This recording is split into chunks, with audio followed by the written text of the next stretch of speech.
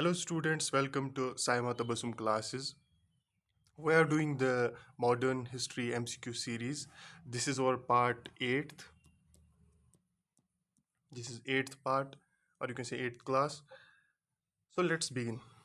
A focal point of all revolutionary activities in London was जो revolutionary activities London में हो रही थी उनका focal point क्या था?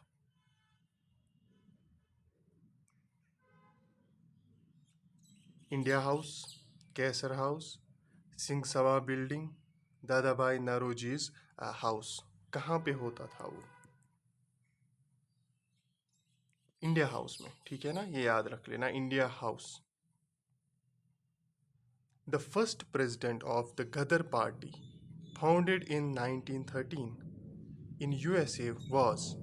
जो गदर पार्टी थी, जो कि एक न्यूज़पेपर से उन्होंने नाम लिया था, द गदर, तो उसका फर्स्ट प्रेसिडेंट कौन था? यहाँ पे ये भी याद रख लेना, 1913 गदर पार्टी कब फाउंड की गई थी.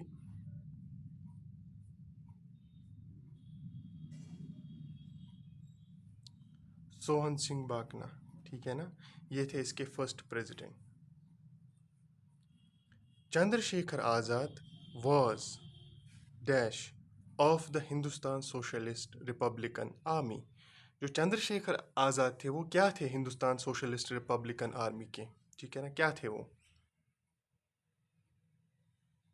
प्रेसिडेंट थे, सेक्रेटरी थे, कमांडर इन चीफ थे, या फील्ड मार्शल थे? वो कमांडर इन चीफ थे. ठीक है ना, commander in chief. Chandrashekhar Azad, मैं भी क्या बोल रहा हूँ, हिंदुस्तान सोशलिस्ट रिपब्लिकन आर्मी के कमांडर इन चीफ थे. ठीक है.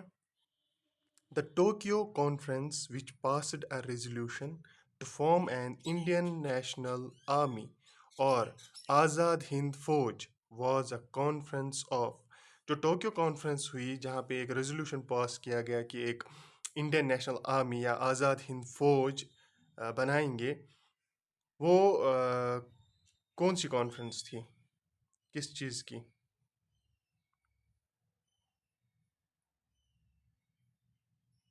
किन की was a conference of different associations of Indians living in South East Asia. ठीक है ना, different associations of Indians living in South East Asia. ठीक है. The All India Muslim League was founded in 1906. 1906 में मुस्लिम लीग बनाई गई. ठीक है. Primarily to promote among Indian Muslims. जो मुस्लिम लीग बनाई गई थी, तो क्या प्रमोट करने के लिए अमंग मुस्लिम्स? इनमें से mutual unity and goodwill, political consciousness, feeling of loyalty to the British government, hatred for the Congress. इनमें से किस चीज़ के लिए वो बनाई गई थी? ठीक है ना.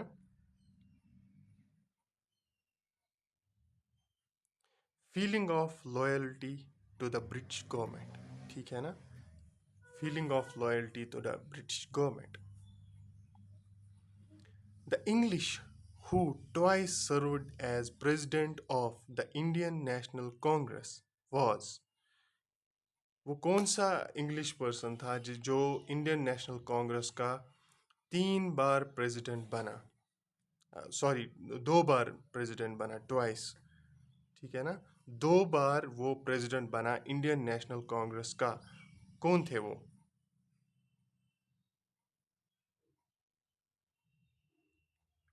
Sir William Wedderburn.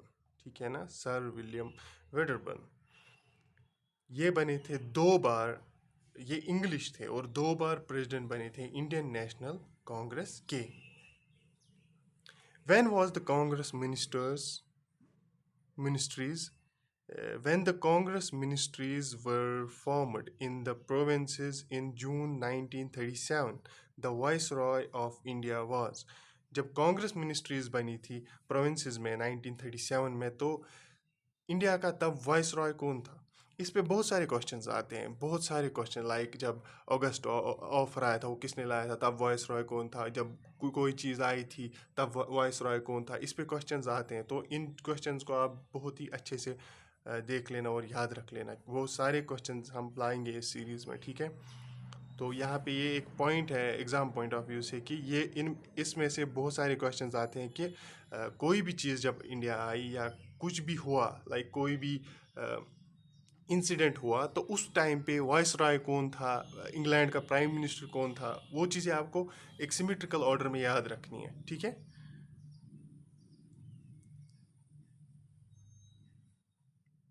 Lord Linlithgow, ठीक है ना। In which of the following provinces the Congress ministry was not formed in June 1937। इनमें से कहाँ पे जब 1937 में कांग्रेस की मिनिस्ट्रीज आई, तो इनमें से कहाँ पे किस प्रोविंस में नहीं बनी कांग्रेस की मिनिस्ट्री, ठीक है ना, नहीं बनी। यहाँ पे नॉट, मैंने आपको परसों भी एक लेक्चर में बोला कि जहाँ पे भी क्वेश्चन में नॉट, करेक्ट, इनकरेक्ट हो, उसको अंडरलाइन करना ताकि आपको समझ में आए मुझे आंसर किस चीज़ का देना है, यस का देना है कि नो का देना है। तो इनमें से कहाँ पे नहीं बनी थी?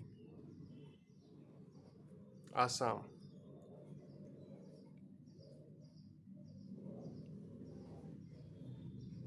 ठीक है ना।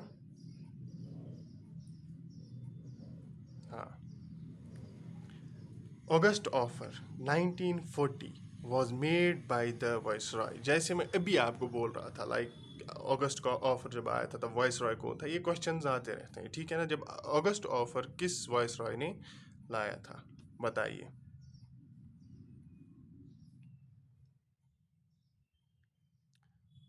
लिनलिथ को, ठीक है ना, इसी ने अगस्त ऑफर बनाया था, ठीक है।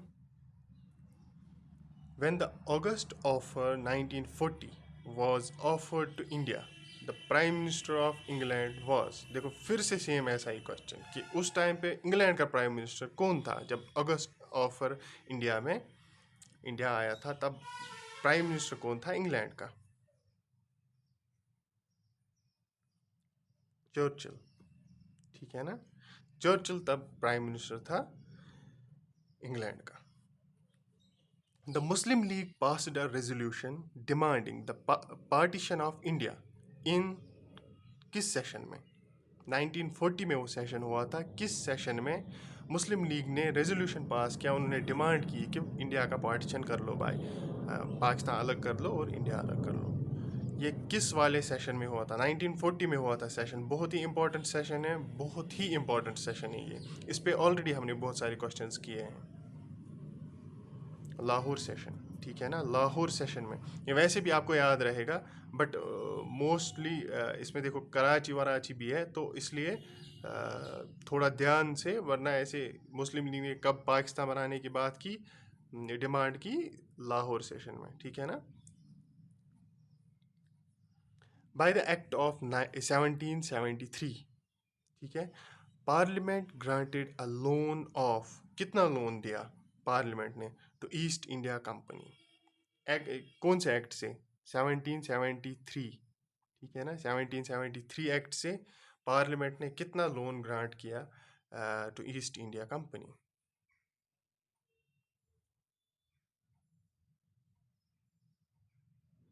4 लाख, ठीक है। The Indian civil service Act was passed during the viceroyalty of, जब Indian civil service Act pass किया गया था, कौन सा वॉइस रॉय था, ठीक है ना, सेम क्वेश्चन। तब कौन सा वॉइस रॉय था जब Indian civil service Act pass किया गया था? तो और इंडियन सिविल सर्विस एक्ट का डेट क्या था इसका? ये डेट आप कमेंट्स में ज़रूर लिखोगे, ठीक है ना, कमेंट्स में लिख लेना ये डेट कब पास किया गया था, ठीक है ना। तो कौन था तब वॉइस रॉय? कैनिंग, ठीक है। साइमा तबसम क्लास की जो ऐप है, एंड्रॉयड ऐप है, इस पे प्ले स्टोर पे अवेलेबल है। वहाँ पे भी 3 कोर्सेज चल रहे हैं। English grammar for JK SSB separate course है। जनरल स्टडीज़ जीएस जो कम्पिटिटिव एग्ज़ाम्स के लिए वो चल रहा है course. Counselling and guidance sessions चल रहे हैं, या किसी को काउंसलिंग या गाइडेंस चाहिए हो वो उसका एक कोर्स वहाँ पे चल रहा है, परचेज कर सकते हो। और किसी भी रिलेटेड आपको गाइडेंस चाहिए, मैम खुद गाइडेंस दे रही है, ठीक है। Do check this out. The Mayo College was started at, कहाँ पे बनाया था ये कॉलेज? अजमेर में। अजमेर में मायो कॉलेज बनाया गया था।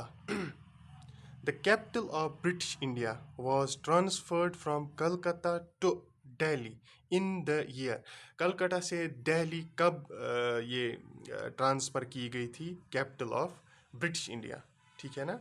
पहले कलकत्ता थी, फिर दिल्ली, कब की थी, किस डेट किस ईयर में वो ट्रांसफ़र की गई थी?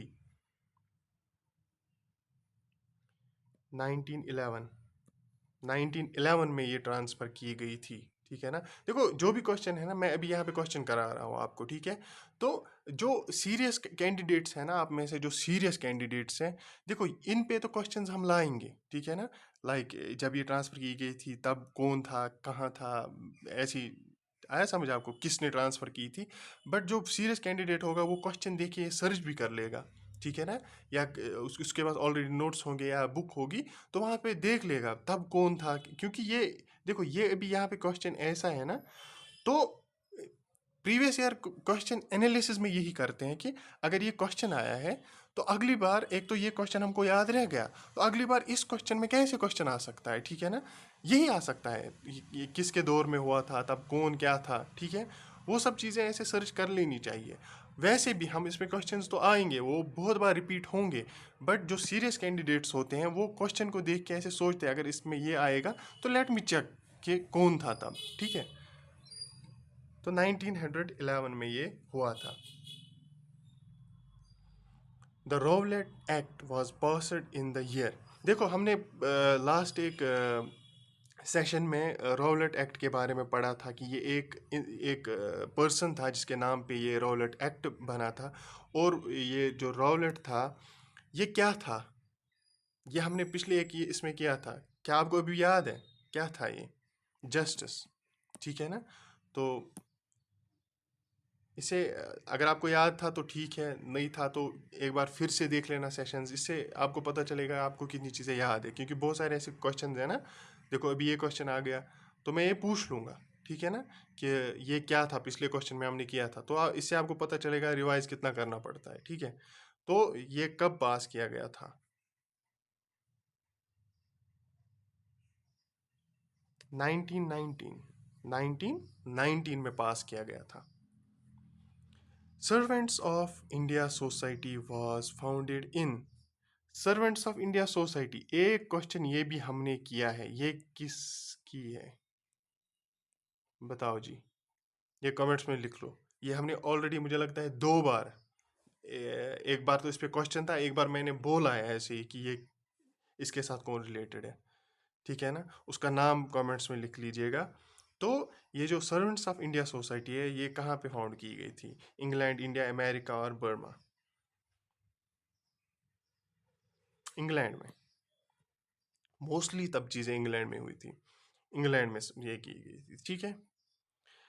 इन 1946 the interim government was formed under, 1946 में जब इंटरिम गवर्नमेंट आई थी तो किसके अंडर आई थी, ठीक है ना।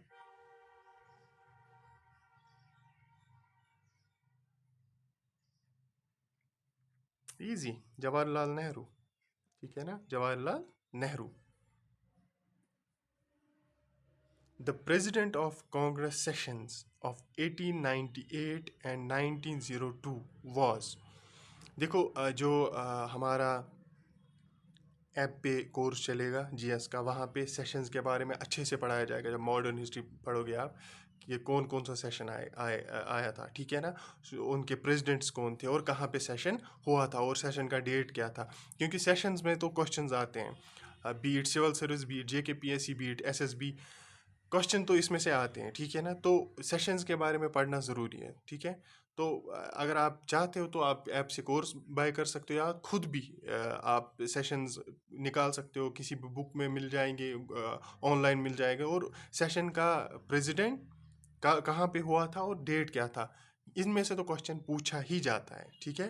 तो ये जो 1898 और 1902 सेशंस हुए थे, इनका प्रेसिडेंट कौन था?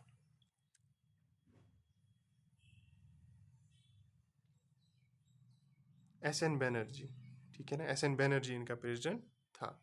और ये जो ये दो सेशंस थे ना, ये बहुत इंपॉर्टेंट थे। जब आप ये पढ़ोगे आपको समझ में आएगा ये कितने इंपॉर्टेंट है।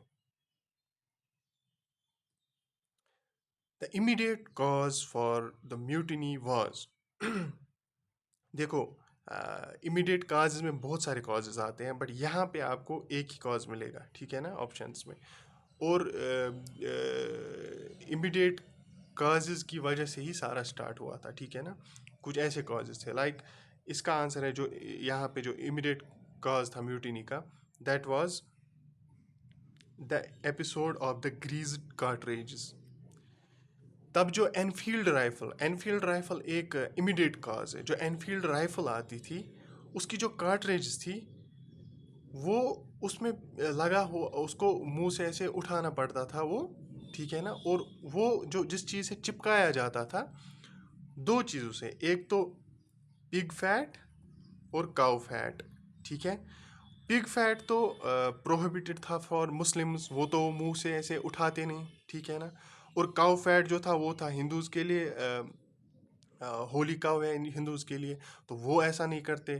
तो म्यूटिनी का जो इमीडिएट कॉज था एनफील्ड राइफल, वो क्योंकि ग्रीज कार्ट्रिज की वजह से, ठीक है। देखो, आज से एक एक क्वेश्चन में होमवर्क दिया करूँगा, ये क्वेश्चन का आंसर मुझे कमेंट्स में चाहिए। Author of the nation in the making, इसका ऑथर कौन है, ठीक है। S N Banerjee, Mahatma Gandhi, Hume या तिलक, ठीक है ना।